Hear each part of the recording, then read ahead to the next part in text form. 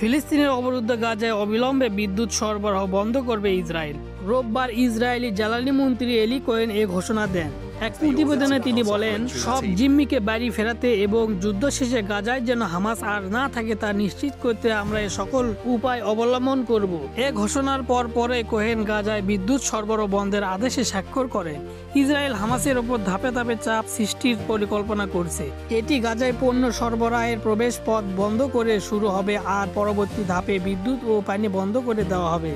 এর আগে ইসরায়েল গাজার একটি পানি ব্যবস্থাকে ইসরায়েলি বিদ্যুৎ গ্রিডের সঙ্গে সংযুক্ত করে গাজার বাসিন্দাদের জন্য। গত মাসে মার্কিন প্রেসিডেন্ট ডোনাল্ড ট্রাম্প হামাসকে একবারেই সব জিম্মিকে মুক্তি দেওয়ার হুমকি দিয়ে বলেন, এই প্রতিক্রিয়ায় ইসরায়েল যে সিদ্ধান্ত গ্রহণ করুক না কেন আমেরিকা তা সমর্থন করবে। আর হামাস যদি তা মেনে নিতে অস্বীকৃতি জানায় তবে পুনরায় যুদ্ধ শুরুর বিষয়ে সতর্ক করেছেন ট্রাম্প ও তার মধ্যপ্রাচ্য বিষয়ক দূত স্টিভ উইটকফ।